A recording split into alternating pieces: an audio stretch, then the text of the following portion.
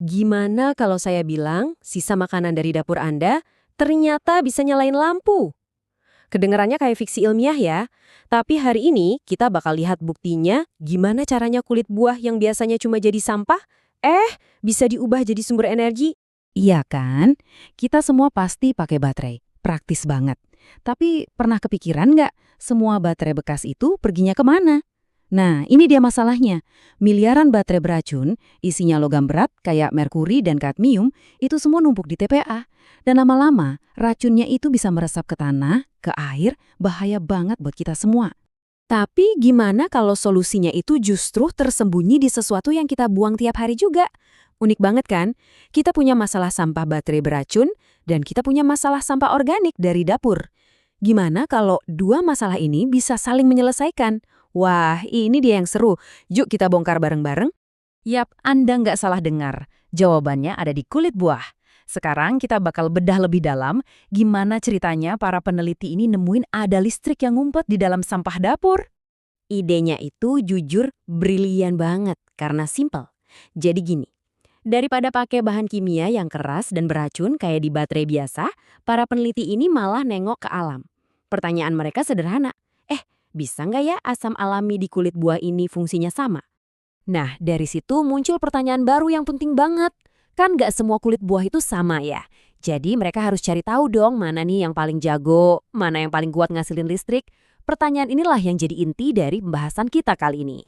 Oke, sebelum kita lihat pertandingannya, kita mundur sedikit dulu. Gimana ceritanya sih sepotong kulit buah bisa ngasilin listrik? Kok bisa?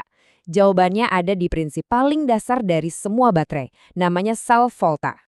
Ini cetakannya semua baterai. Jadi Anda butuh dua jenis logam yang beda. Satunya sebut saja anoda, tugasnya ngelepasin elektron. Satunya lagi katoda, siap-siap nangkep elektron itu. Tapi elektron ini kan nggak bisa loncat gitu aja ya. Nah, mereka butuh semacam jembatan buat nyebrang. Nah, jembatan cair inilah yang kita sebut elektrolit. Kalau di baterai biasa, ini isinya cairan kimia. Tapi di eksperimen kita yang keren ini, saus spesialnya itu jauh lebih alami. Apa itu? Iya, pasta kulit buah yang kaya akan asam. Jadi, resep buat bikin biobaterai ini gampang banget. Cuma butuh 3 bahan utama. Satu, sepotong tembaga, ini jadi kutub positifnya atau katoda. Dua, sepotong seng, ini jadi kutub negatif alias anoda. Dan yang ketiga tentu saja jembatan kita tadi, pasta kulit buah sebagai elektrolitnya. Oke, panggungnya udah siap. Di sudut merah kita punya kulit jeruk yang super asam. Dan di sudut biru kita punya kulit pisang yang kaya akan kalium. Pertarungan sesungguhnya akan segera dimulai. Kira-kira siapa yang bakal menang? Yuk kita kenalan dulu sama kedua petarung ini. Dari tim jeruk, senjata utamanya adalah asam sitrat yang kuat. Secara teori, ini bisa jadi elektrolit yang mantap banget. Nah, kalau tim pisang, dia ngandelin kandungan kaliumnya. Dua gaya bertarung kimia yang beda banget. Mana yang lebih unggul ya? Eksperimennya sendiri super simpel. Kulit buahnya tinggal dihalusin jadi pasta, terus lempengan tembaga sama zengnya ditancepin ke dalam pasta itu. Udah. Tinggal dihubungin ke alat ukur tegangan dan biarkan angka yang bicara. Dan ini dia momen yang kita semua tunggu-tunggu. Setelah semua teori dan persiapan, sekarang waktunya kita lihat hasilnya. Angka nggak pernah bohong. Yuk kita lihat datanya ngomong apa.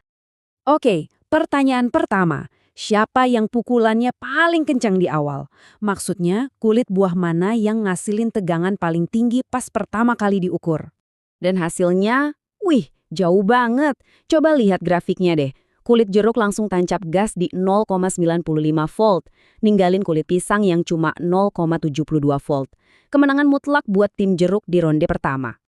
Tapi tunggu dulu, pertandingannya belum selesai. Baterai yang bagus itu kan bukan cuma kuat di awal, tapi juga harus awet, harus tahan lama. Stabilitas itu penting, jadi sekarang kita lihat apa yang terjadi setelah 1 jam didiamkan. Dan data ini dia pukulan KO-nya. Lihat deh, tegangan kulit jeruk hampir nggak turun, cuma sedikit dari 0,95 ke 0,88 volt. Hasilnya, lampu LED-nya nyala terang banget. Bandingin sama kulit pisang, tegangannya anjlok ke 0,50 volt, lampunya jadi redup. Ini bukti kalau jeruk bukan cuma lebih kuat, tapi juga jauh lebih stabil. Terus kenapa bisa gitu? Nah, ini penjelasan ilmiahnya. Ternyata asam sitrat di dalam jeruk itu emang elektrolit yang efisien banget. Sementara itu, senyawa di kulit pisang kayaknya lebih cepat capek. Dia bereaksi sama udara dan akhirnya kekuatannya cepat habis, makanya lampunya jadi redup. Oke, jadi jelas ya, kulit jeruk juaranya. Tapi coba kita pikirin lagi.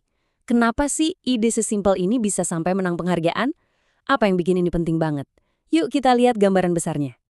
Ada beberapa alasan keren. 1, ini jelas ramah lingkungan, nggak pakai racun. 2, eksperimennya pinter dan gampang dipahami. 3, efek visualnya itu loh, ngelihat lampu nyala dari sampah, itu keren banget.